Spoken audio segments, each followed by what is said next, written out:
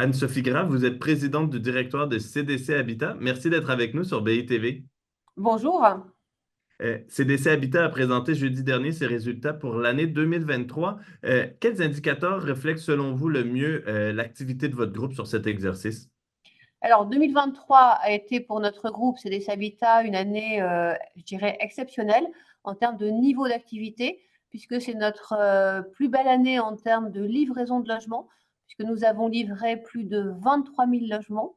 Et puis, nous avons aussi mis en chantier près de 20 000 logements. Donc, vous voyez vraiment une activité très forte, puisque sur les livraisons, c'est plus de 33% supplémentaire par rapport à l'année 2022.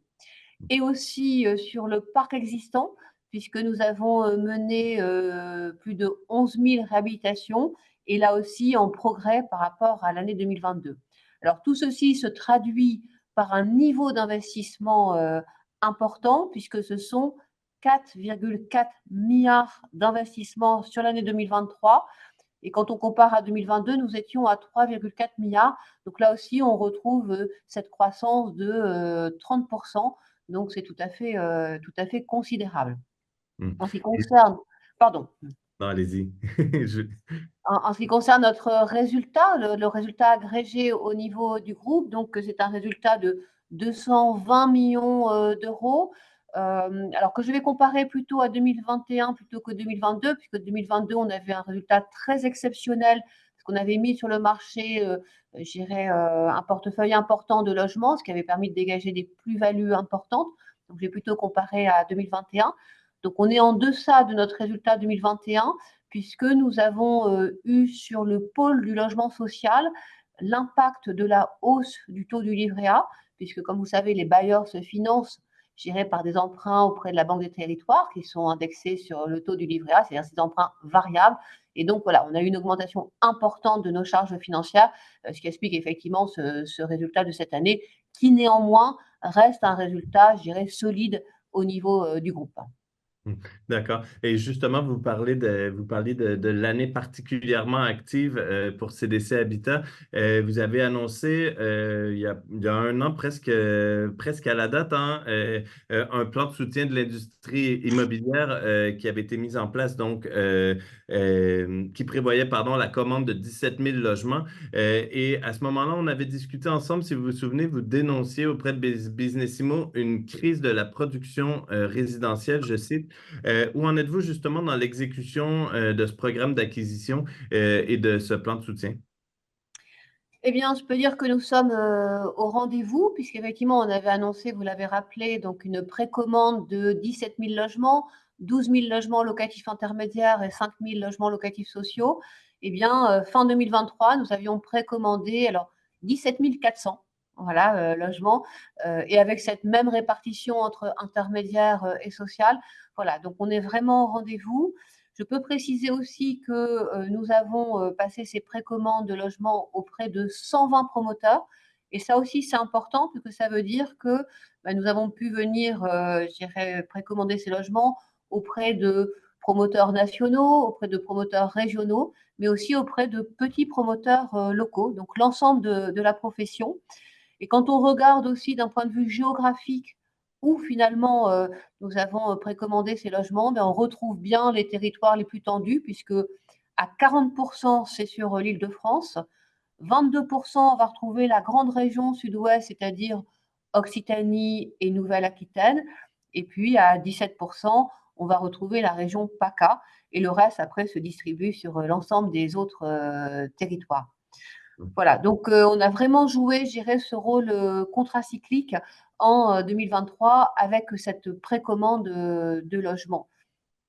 Et justement, vous mentionnez le rôle contracyclique que cherche à porter CDC Habitat dans son activité. Évidemment, c'est un secret pour personne, hein, le secteur de la promotion immobilière continue de connaître des difficultés.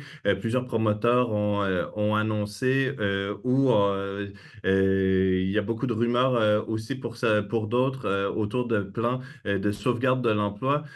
Comment justement votre groupe a tenté de jouer ce fameux rôle contracyclique en 2024 pour continuer à accompagner un secteur en difficulté actuellement?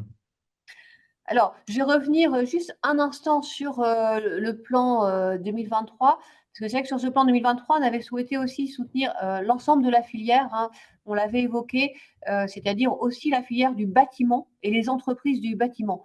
Et donc, on Hmm. est vraiment venu, si vous voulez, intervenir pour permettre à des programmes de démarrer.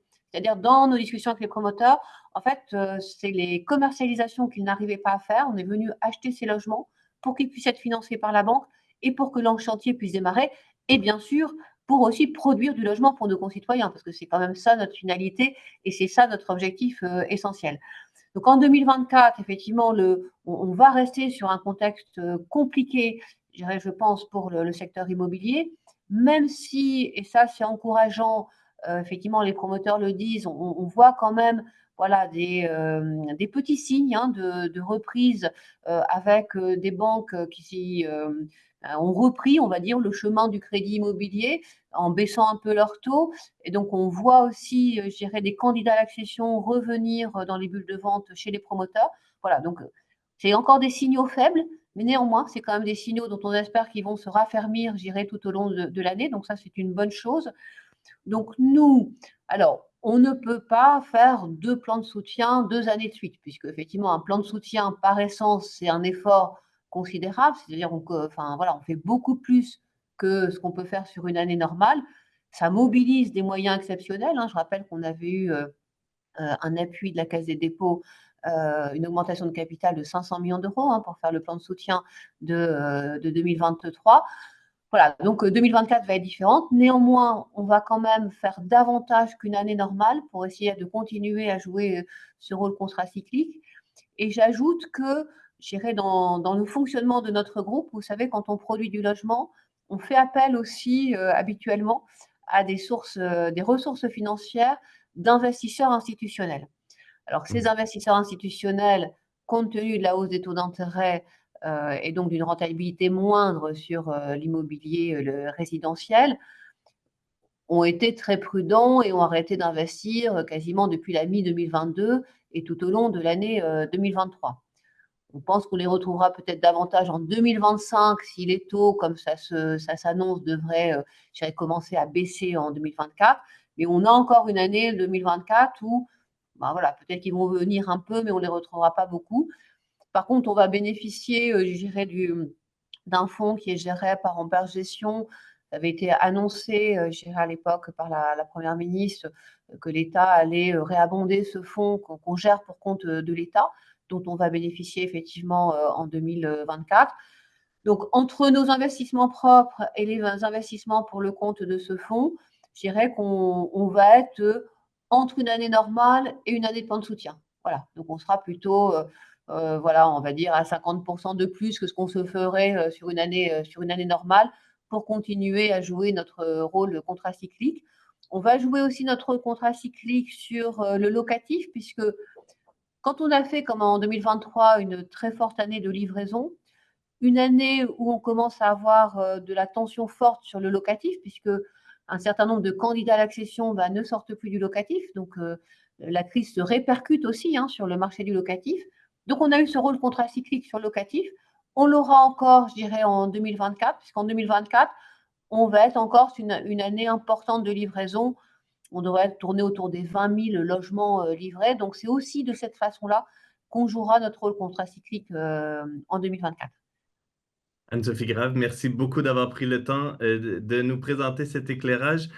Merci aussi à tous et toutes d'avoir été avec nous. Puis je vous dis à bientôt sur BITV.